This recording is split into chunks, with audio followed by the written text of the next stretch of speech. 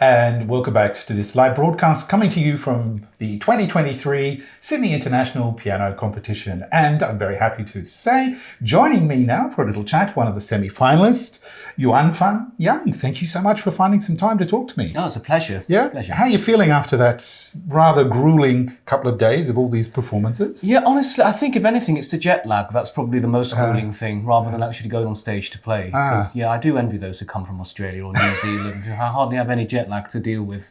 But then again, when they do competitions over in America and Europe, I guess they'd be going through a similar kind of process to me. Yeah, so Indeed. It's a cruel thing. I'm getting the taste of their medicine, that's what it is. Yeah. That must be what it is. Have you been to Australia before? No, always wanted to come down here actually. So it's lovely just to get the chance to come here. You know, in Britain, we of course we know you exist, but we sometimes, it fades from memory because you guys are just so far away. I think so. Those people far away on that big island with the strange accent. Yeah, apparently, yes, I know. When a flight landed, I knew, Australia actually exists. It's not just this weird space far, far away, in the middle of nowhere. Indeed, and you're studying, of course, at the Royal Academy or Royal College of Music, right? So, yes, about to graduate. Right. Yeah. Okay. Wonderful. And what's that like? Preparing for all of that and then preparing for this competition. How much do your programs sort of match up? I'm on the artist diploma course, which is Right. actually very chill. You just get a lesson once every a few weeks, and I just pop down to London, sporadically for my lessons, and they really just let you get on with your own stuff. Because I think in terms, I'm not just talking about competitions, but as a musician and artist, your life is really very much dictated and directed by yourself, not by an institution or by other people. So it's about, they're just kind of supporting me for what I want to do, and my teachers have been absolutely wonderful, past and present. So yeah, I've had a lovely year there. Yeah. Isn't that fantastic? Yeah. Let's have a little look at the programs that you've been presenting here. Chopin and Bach Busoni, and then of course Haydn, and then an Australian piece. Yes. Sam Wu. So was that your first encounter with Australian composers? I've heard of some of the Percy Granger. I feel very bad for not programming some of his stuff because he wrote some really quirky stuff. Yeah, he did. Yeah. He rated himself very highly, and I think he did this kind of list of composers where he ranked them all in terms of who's the best. Did he put Bach? I can't remember who. I think he did put Bach on the top, and he put himself quite highly as well, above several notable people as well. He wrote some quite light-hearted but really nice stuff. Carl Vine, I hear, is a very famous Australian composer as well. Indeed. And, you've probably been hearing some of that music because some of the contestants have been playing Carl Vine as well. Yes, I heard someone play the Fourth Sonata.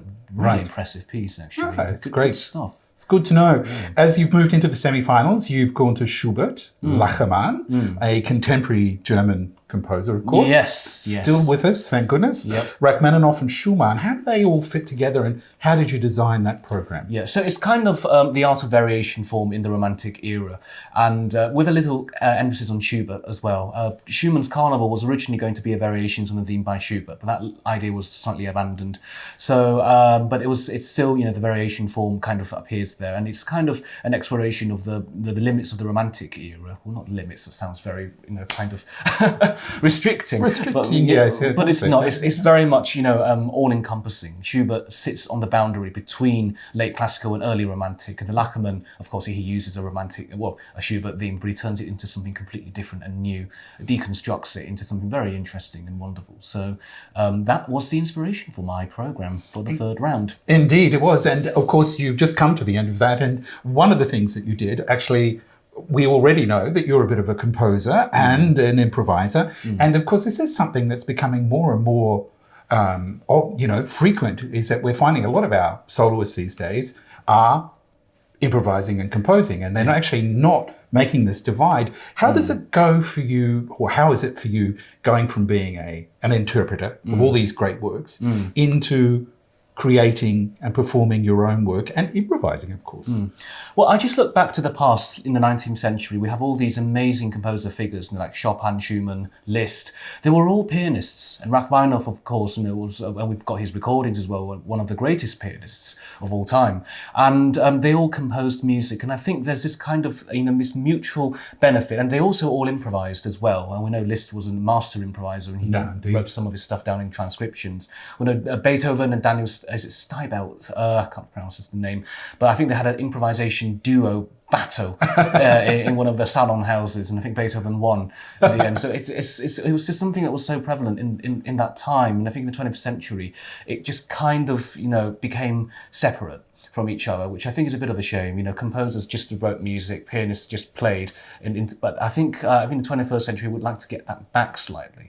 And I think being an interpreter as well as a composer, it's mutually beneficial because when you write music, you can kind of get underneath the depth of how music is made fundamentally, and you can use that to help your interpretation of other people's music. And similarly, when you're a performer, you can think about what is practical and how you write for the other instruments and how another performer might come and interpret your music. So it's very much a two-way street.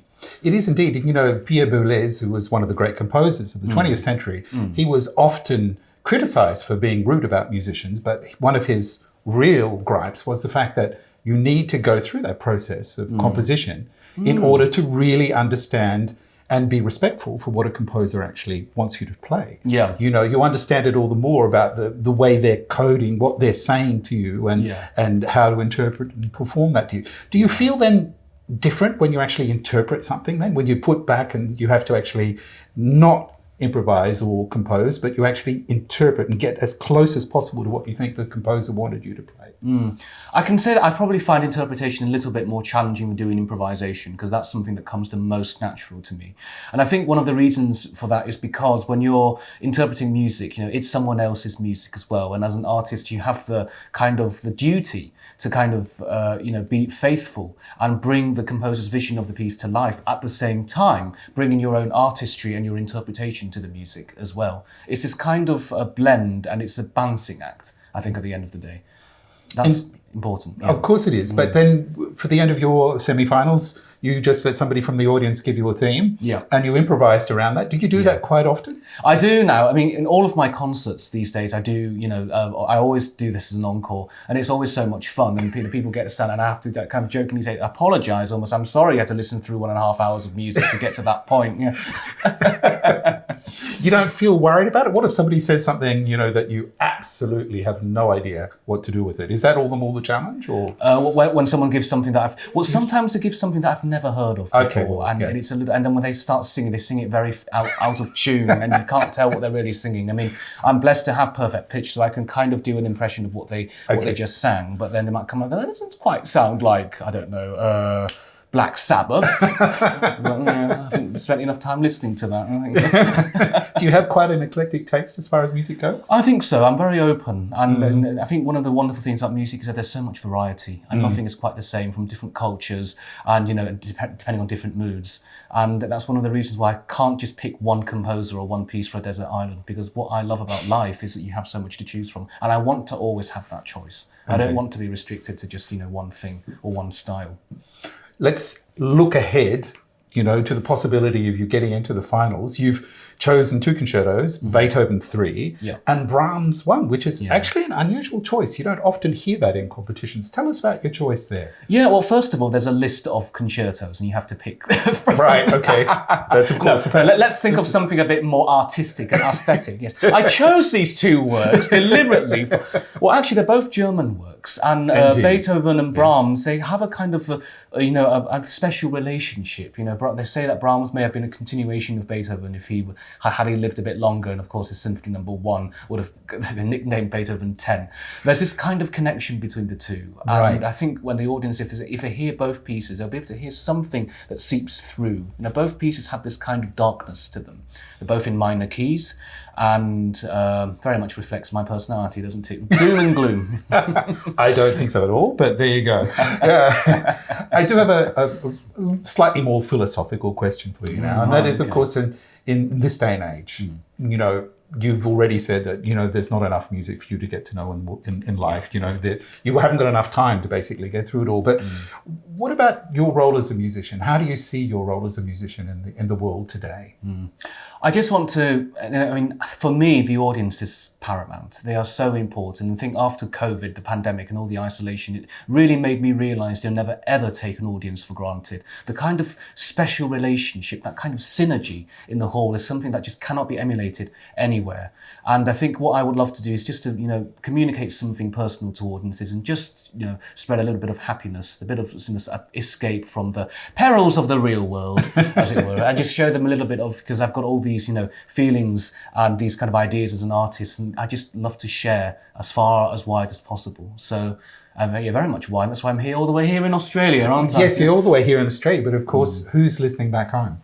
That's quite important because since, of course, the pandemic, we have this new idea. Really, it's come home now that it's possible to share these events around the world at any time of the day or night. Absolutely. Live. And so who's watching for you? I think my parents may have stayed up for me, actually. So I'm very, very grateful for that. And there are some of the other friends who were like, what time are you playing? 2:30? Oh, stop that. No, I'm not staying for 2:30. Look, dude, I like you, but not enough to stay up and watch you at 2:30. God's sake. Bedtime.